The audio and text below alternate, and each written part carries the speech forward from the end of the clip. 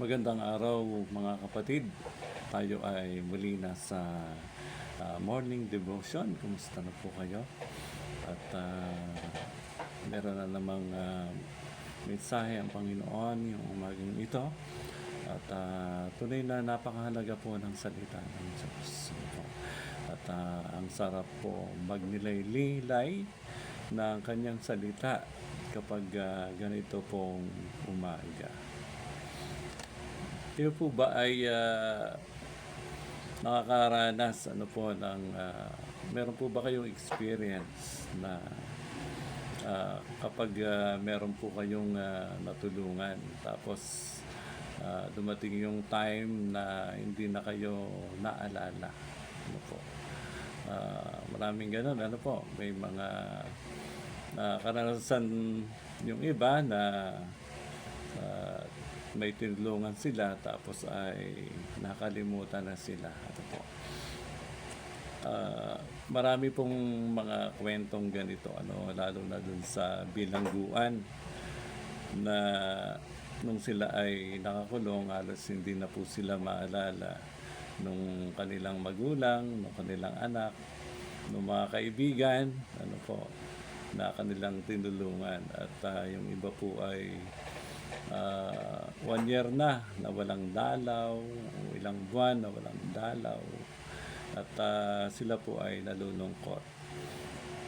Alam po ba nyo na sa Biblia may pangyayari na kung saan ay naging mabuti naman siya, at hindi naman siya lumabag dun sa batas, pero naranasan po niya makulong. At ito po ay walang iba kundi si Jose. Tingnan po natin kung ano yung mapupulot nating napakagandang karakter ni Jose. At aral sa buhay kung paano na dapat tayo po ay maging matatag. Ayan. Tayo po ay magbasa sa aklat po ng Genesis.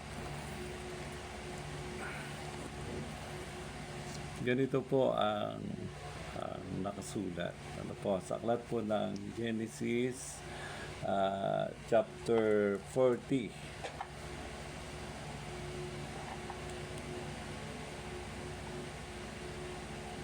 Yan, sa verse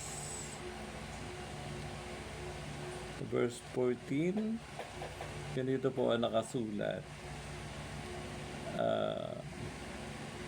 Na pagkakita ng punong panadero na maganda ang kahulugan ng panaginip ng kanyang kasama, sinabi nito kay Jose, ako'y nanaginip din. Ako'y may suno daw na 3 bakol. Ang nasa ibabaw ay may lamang iba't ibang pagkaing hinorno para sa Paraon. Ngunit ang pagkaing iyo'y tinutuka ng mga ibon. Sinabi ni Jose, ito ang kahulugan ng panaginip mo.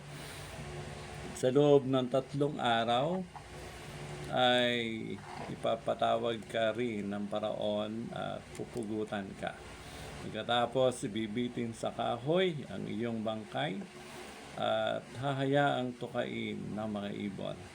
Ang ika-3 araw ay kaarawan ng Paraon at naghanda siya ng isang salo-salo para sa kanyang mga kagawad.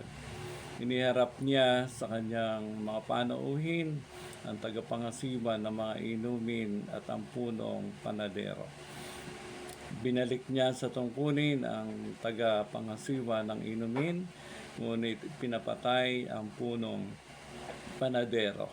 Natupad ang sinabi ni Jose sa dalawa, ngunit siya ay nakalimutan ng tagapangasiwa ng mga inumin. Yan. Akin pong ulitin yung pinakahuling talata. Sabi po dito, ngunit pinabitay ang punong panadero. Natupad ang sinabi ni Jose sa dalawa, ngunit siya'y nakalimutan ng tagapangasiwa ng mga inumin. So nung time na ito po ay siya po ay nasa bilangguan. At yung pong dalawa na kasama niya doon sa bilangguan ay parehas na naginip. Ayan. So yung isa ay tama yung hula ni Jose sapagkat yung isa ay namatay. At yung isa naman ay muling nakabalik doon sa serbisyo. Ngunit ang nangyari, nakalimutan na po siya. Kasi ang sabi niya, alalahanin siya kapag dumating yung pagkakataon na kinailangan siya.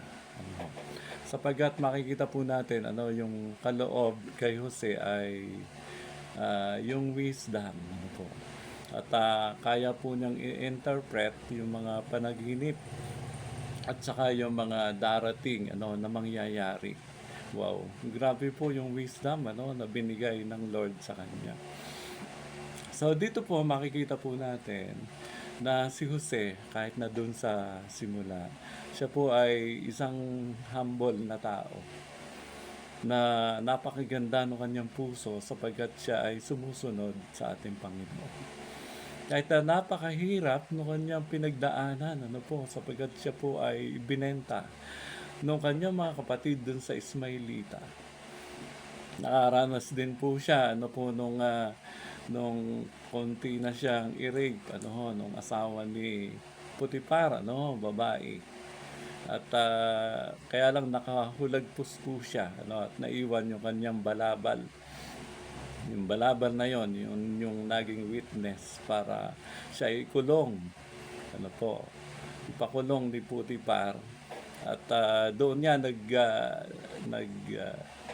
nakulong po siya. At pero makikita natin, hindi po niya na-question ang Panginoon.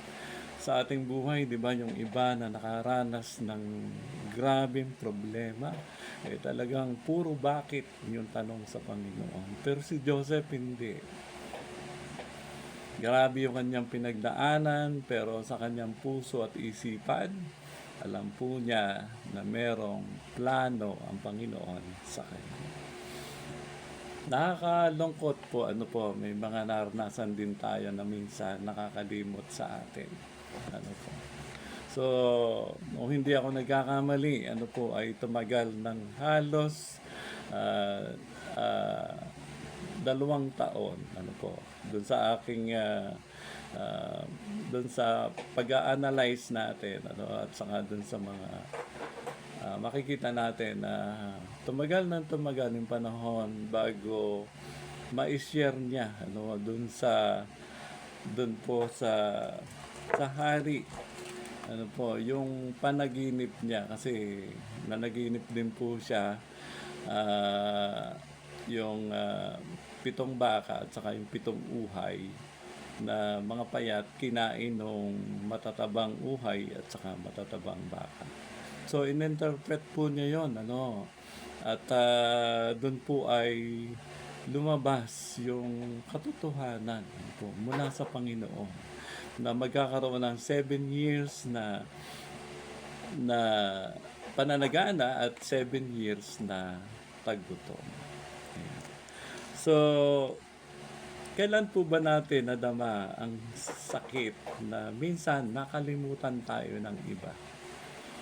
Pero tandaan po natin, katulad ni Jose, hindi po siya nagdamdam. Huwag kayong magdamdam. Kasi kung nakalimutan man po tayo ng iba, tandaan po natin na hindi tayo kailanman makakalimutan ng Diyos. Grabe ang Diyos po sa atin. Siya po ay mapagmahal na Diyos. At kung tayo nasa kalagayan na meron tayong problema, kumapit lamang po tayo siya. Tayo po ay magpakababa sa harapan ng Panginoon. At ako'y naniniwala, darating yung time na iaangat ka ng Diyos.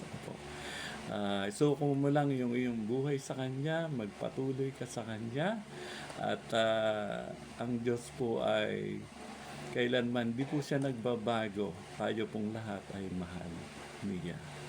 So, sa Diyos po ang papuri.